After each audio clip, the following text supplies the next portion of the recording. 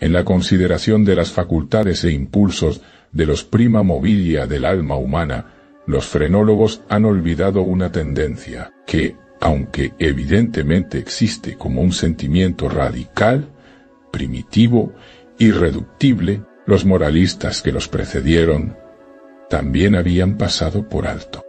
Con la perfecta arrogancia de la razón, todos la hemos pasado por alto. Hemos permitido que su existencia escapara a nuestro conocimiento tan solo por falta de creencia, de fe, sea fe en la revelación o fe en la cábala.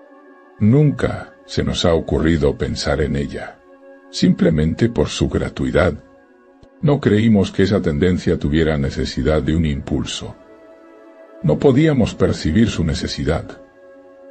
No podíamos entender, es decir, aunque la noción de este primum mobile se hubiese introducido por sí misma, no podíamos entender de qué modo era capaz de actuar para mover las cosas humanas, ya temporales, ya eternas. No es posible negar que la frenología, y en gran medida toda la metafísica, han sido elaboradas a priori. El metafísico y el lógico, más que el hombre que piensa o el que observa, se ponen a imaginar designios de Dios, a dictarle propósitos.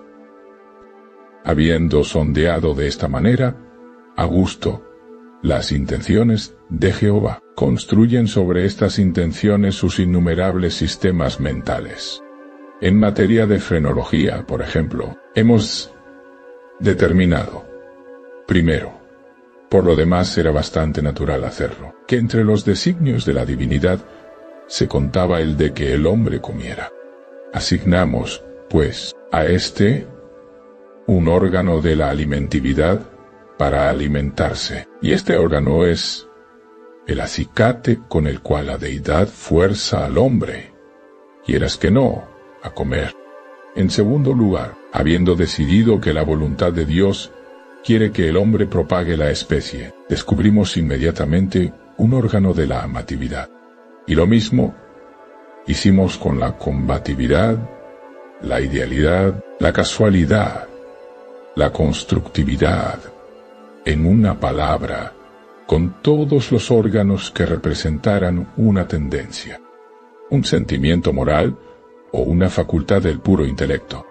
Y en este ordenamiento de los principios de la acción humana, los spursheimistas, con razón o sin ella, en parte o en su totalidad, no han hecho sino seguir en principio los pasos de sus predecesores, deduciendo y estableciendo cada cosa a partir del destino preconcebido del hombre, y tomando como fundamento los propósitos de su Creador.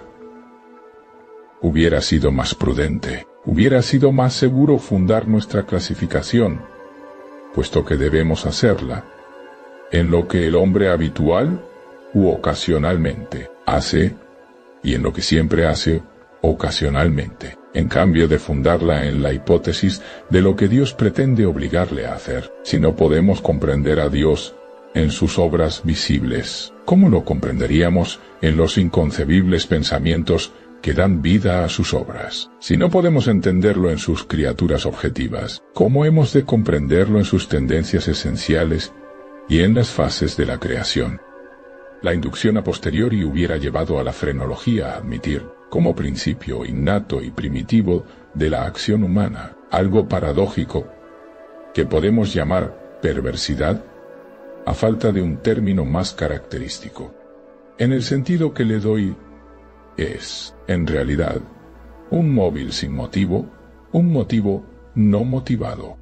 Bajo sus incitaciones, actuamos sin objeto comprensible.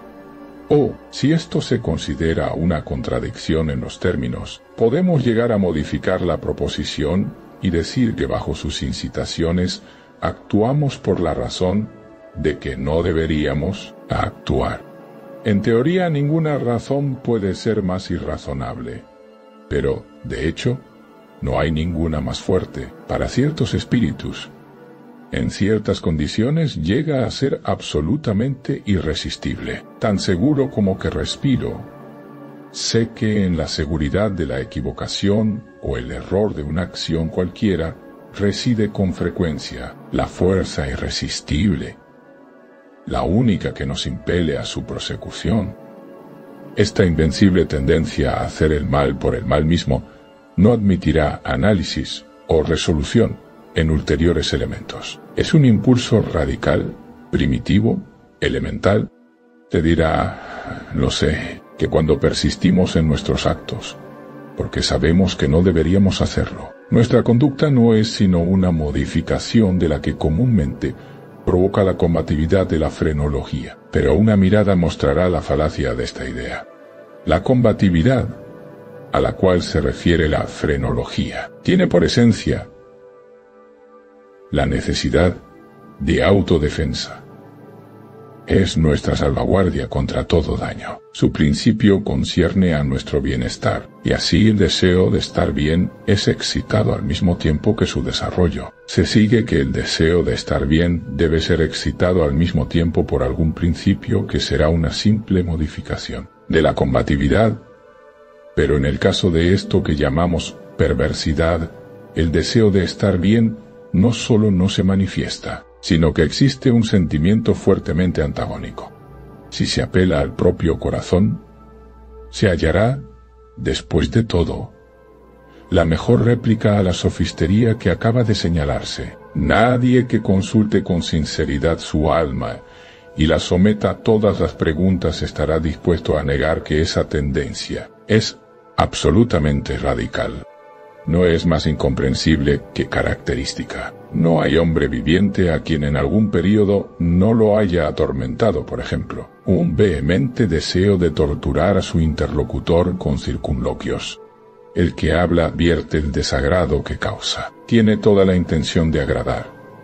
Por lo demás, es breve, preciso y claro. El lenguaje más lacónico y más luminoso lucha por brotar de su boca. Solo con dificultad refrena su curso, teme y lamenta la cólera de aquel a quien se dirige.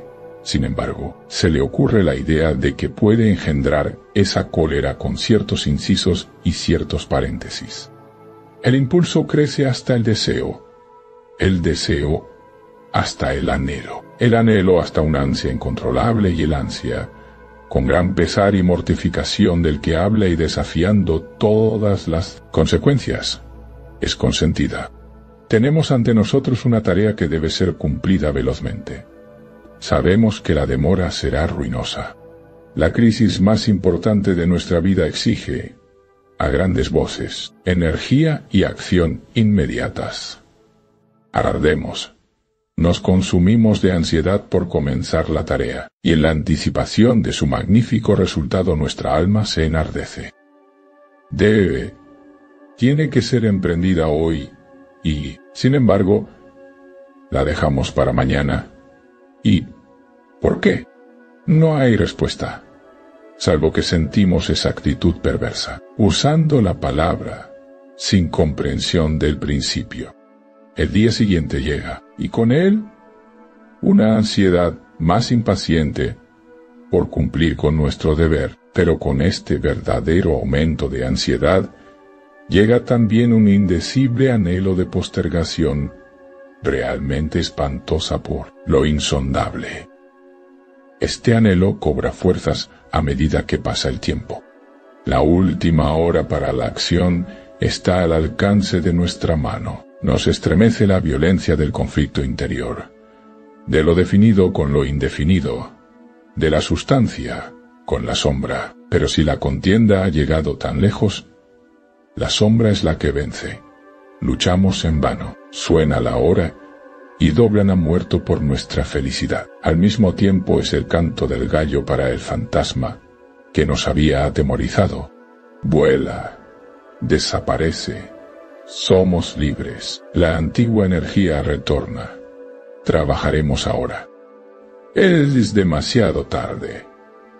Estamos al borde de un precipicio. Miramos el abismo. Sentimos malestar y vértigo.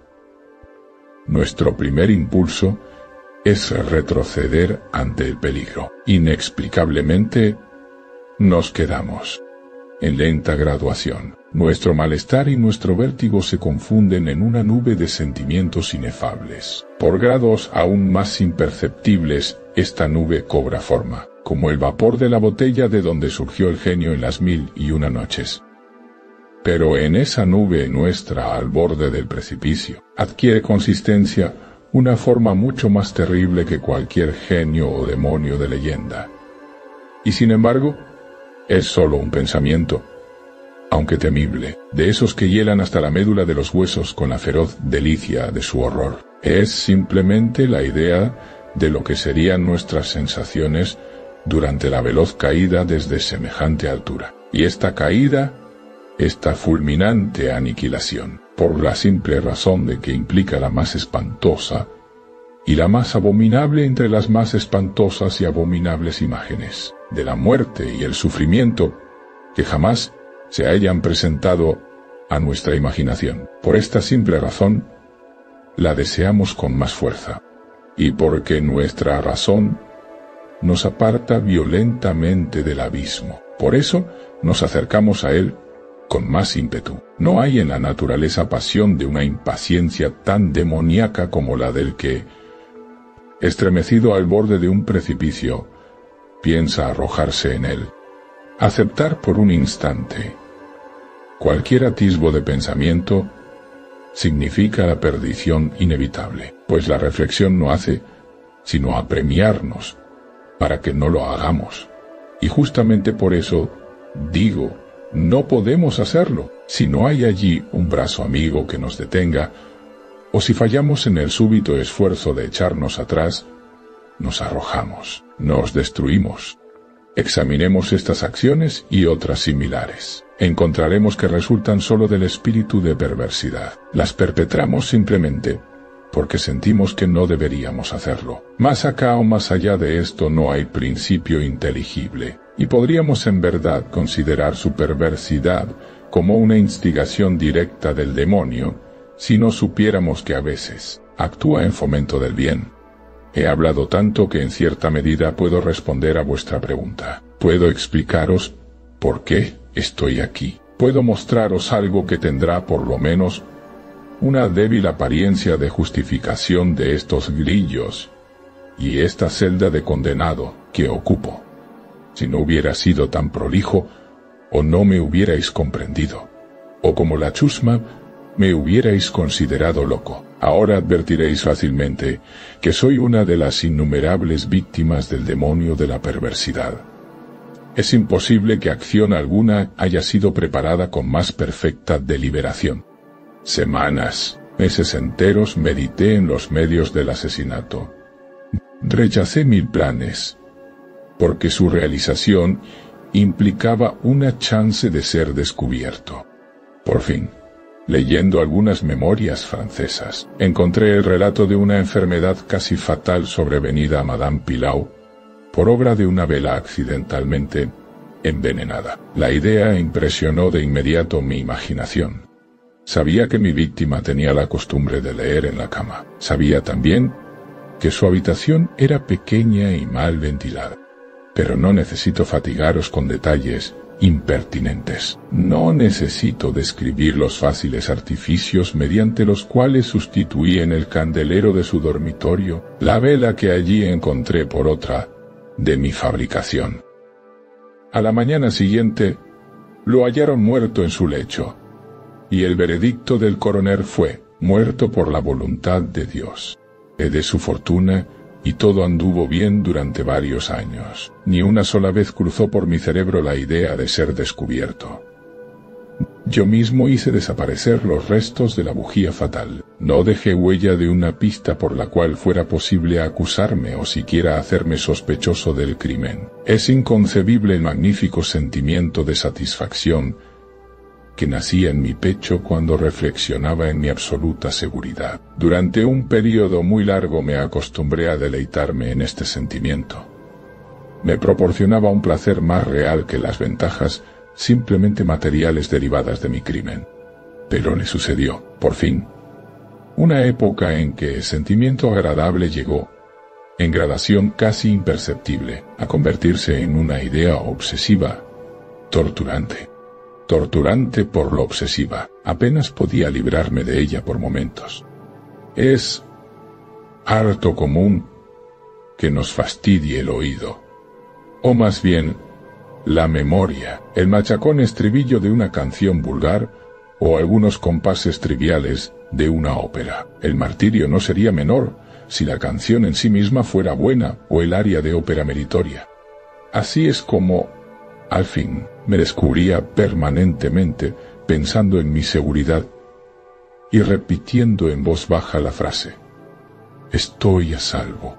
Un día, mientras vagabundeaba por las calles, me sorprendí en el momento de murmurar, casi en voz alta, las palabras acostumbradas. En un acceso de petulancia, les di esta nueva forma: estoy a salvo. Estoy a salvo si no soy lo bastante tonto para confesar abiertamente. Yo no bien pronuncié estas palabras, sentí que un frío de hielo penetraba hasta mi corazón. Tenía ya alguna experiencia de estos accesos de perversidad, cuya naturaleza he explicado no sin cierto esfuerzo, y recordaba que en ningún caso había resistido con éxito sus embates. Y ahora, la casual insinuación de que podía ser lo bastante tonto para confesar el asesinato del cual era culpable, se enfrentaba conmigo como la verdadera sombra de mi asesinado y me llamaba a la muerte. Al principio, hice un esfuerzo para sacudir esta pesadilla de mi alma. Caminé vigorosamente, más rápido, cada vez más rápido, para terminar corriendo. Sentía un deseo enloquecedor de gritar con todas mis fuerzas. Cada ola sucesiva de mi pensamiento me abrumaba de terror, pues, yo sabía bien, demasiado bien, que pensar en mi situación era estar perdido. Aceleré aún más el paso. Salté como un loco por las calles atestadas. Al fin, el populacho se alarmó y me persiguió. Sentí entonces la consumación de mi destino. Si hubiera podido arrancarme la lengua, lo habría hecho. Pero una voz ruda resonó en mis oídos. Una mano más ruda me aferró por el hombro. Me volví. Abrí la boca para respirar. Por un momento, experimenté todas las angustias del ahogo. Estaba ciego, sordo, aturdido. Y entonces, algún demonio invisible, pensé, me golpeó con su ancha palma en la espalda. El secreto, largo tiempo prisionero, irrumpió de mi alma. Dicen que hablé con una articulación clara, pero con marcado énfasis y apasionada prisa, como si temiera una interrupción antes de concluir las breves pero densas frases que me entregaban al verdugo y al infierno. Después de relatar todo lo necesario para la plena acusación judicial, caí por tierra desmayado. Pero, ¿para qué diré más? Hoy tengo estas cadenas y estoy aquí. Mañana estaré libre. Pero, ¿dónde?